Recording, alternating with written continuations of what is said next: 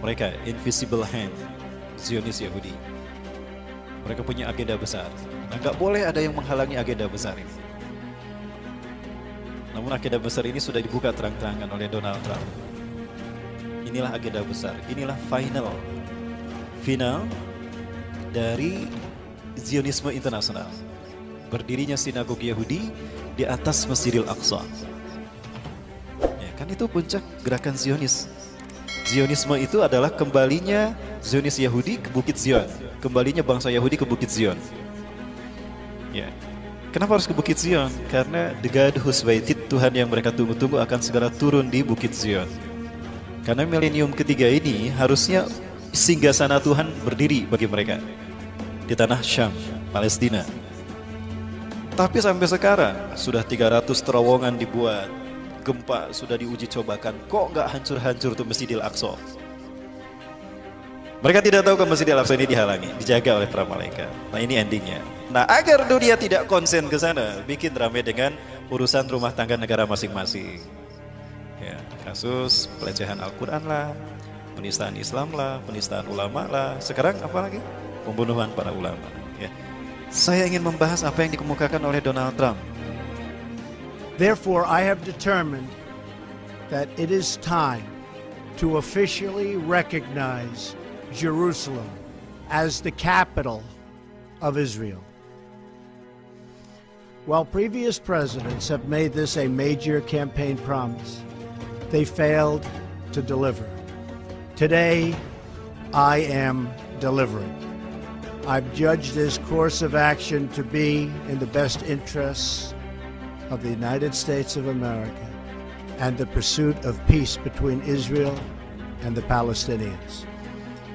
This is a long overdue step to advance the peace process and to work towards a lasting agreement.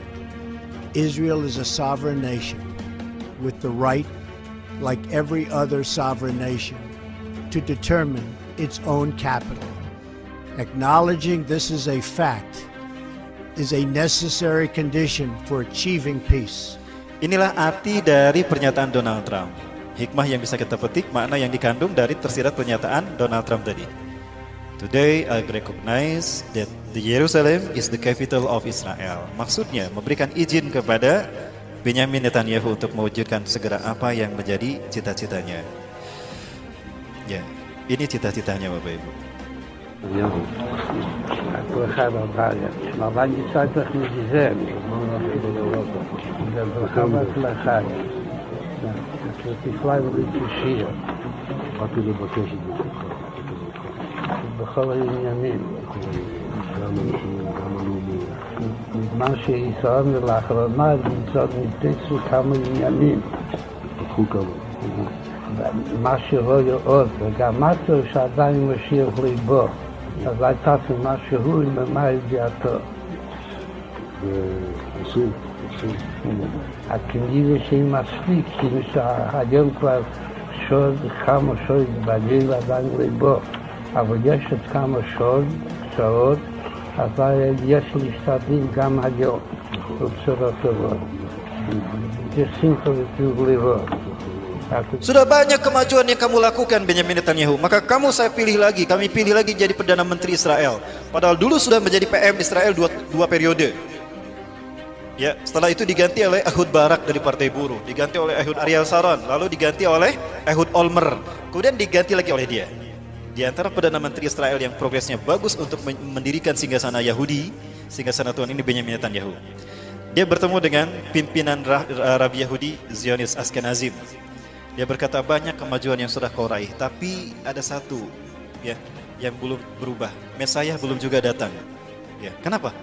Itu kan kata-katanya. משהו עוד, וגם משהו שעדיין משיח ליבו, אז הייתה משהו מה ידיעתו. ועושים. Bapak Ibu yang dirahmati Allah, Zionis Yahudi punya ambisi untuk menguasai dunia. Ini sering saya sampaikan, di Jericho Project, program yang pernah ternyata diakui oleh seorang misionaris di Indonesia. Saat itu dia terang-terangan, setelah masuk Islam, kita tablik akbir bersama di Sumedang. Beliau menyampaikan, Ustadz, apa yang Ustadz sampaikan betul. Itu rahasia kami sebetulnya. Saya dapatkan ini dari buku-buku Yahudi, diantaranya Desain Yahudi atau Kehendak Tuhan, Max E. Diamond. Max E. Diamond itu orang luar negeri, tapi dia benci kepada gerakan Zionis Yahudi. Dia membongkar Zionis Yahudi gerakan seperti apa. Di antaranya dibahas masalah ini. Masehi tidak lebih dari 3.000 tahun. 3.000 tahun ini mereka bagi menjadi 3 milenium, 1 milenium artinya 1.000 tahun. Hari ini kita berada pada milenium ketiga. Milenium ketiga inilah yang disebut dengan Y2K. Y2K kadang orang mengenalnya sebagai era kebangkitan teknologi, globalisasi dan informasi. Bukan, itu kamuflase. Y2K syarat perbuatan ideologis. Arti Y2K adalah Year of the Jesus Kingdom bagi orang Kristen. Bagi orang Kristen. Jadi 1.000 tahun terakhir sebelum hari kiamat adalah tahun bagi berdirinya kerajaan Yesus Kristus di muka bumi. Maka singgasana Yesus harus sudah ada sebelum tahun 2000 Masehi. Faktanya, Yahudi pun tidak bisa membuat ini. Ya. Bagi orang Yahudi sama. Ya. Dengan pemerintahan pusatnya, agenda-agenda negara di dunia harus sesuai dengan agenda Yahudi. Jika berseberangan, habislah nanti.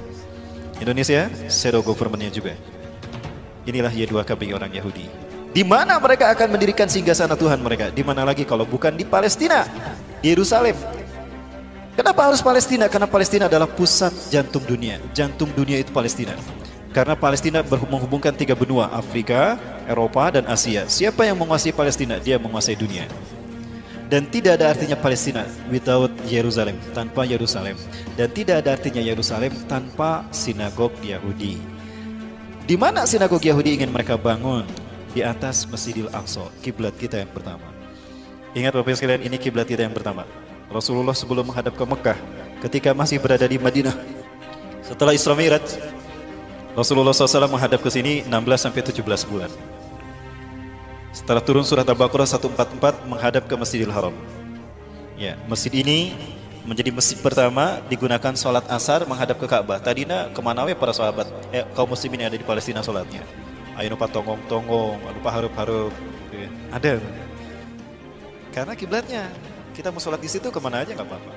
Tapi setelah turunnya surat Al-Baqarah 144 semuanya menghadap ke Ka'bah. Apa yang terjadi? Kalau saya lihat pernyataan Donald Trump ini artinya memberikan izin kepada Yahudi untuk menghancurkan masjid ini dan mereka ganti dengan sinagog Yahudi. Ini nanti yang akan berdiri dan ini kesepakatan yang antara Yahudi dengan Amerika bahwa sinagog yang akan dibangun seperti ini. Mereka akan bersambung menyambut Tuhan mereka, Mesayah atau Al-Masih, teman-teman sekalian.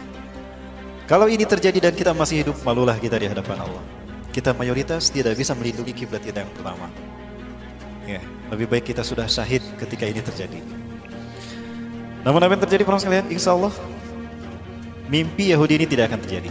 Bapak Ibu yang dirahmati Allah, tahun 1947 PBB memutuskan membagi dua Palestina, 56% bagi Israel, 44% bagi Palestina. Maka Palestina yang tadinya mayoritas dikuasai kaum muslimin berubah menjadi dikuasai Israel. Nah ini Palestina di tahun 1946, yang warna hijau ini kaum muslimin, yang warna putih ini adalah Israel, Yahudi. Tidak lebih dari 8,5%. Maka 1 tahun setelah PBB menyatakan kalau Palestina dibagi dua untuk Israel dan kaum muslimin, maka warna putih ini Israel. Setiap bulannya 1.000 sampai 5.000 orang Yahudi diungsikan setiap bulan ke Palestina. Terjadilah okupasi, perampasan wilayah. Kaum muslimin yang mempertahankan rumahnya dibantai, disiksa. Habislah para muslimin. Ya, dan hari ini bisa kita lihat Israel menguasai Palestina. Dari 12 provinsi di tanah Palestina, tinggal 1 provinsi yang belum dikuasai mereka, Gaza. Begini nasib Indonesia jika Cina dibiarkan. Ini nasib umat Islam Indonesia jika Cina dibiarkan. Dan sekarang 70% tanah di Indonesia milik Cina. Cuma 30% tanah di Indonesia milik orang Indonesia sendiri, pribumi. Saya ingat kepada hadis Rasulullah SAW, la taqumu sa'atu hatta tuqatila qauman. Kiamat tidak akan terjadi sehingga kalian berperang dengan satu bangsa. Ni'aluhumus sya'ar, sendal-sendal mereka terbuat dari bulu. Wala taqumu sa'atu, dan tidak akan terjadi kiamat hatta tuqatilu qauman sigaral ayun, mata mereka sipit. Juluduhum ahmar, kulit mereka merah. Zungfal unuf, beda irungna. Wa wujuhum kambanjanil mutraqah, wajah mereka bulat seperti tameng. yang terpotong. Kira-kira bangsa mana? Merinding Bapak Ibu, kiamat sudah dekat. Allah Akbar.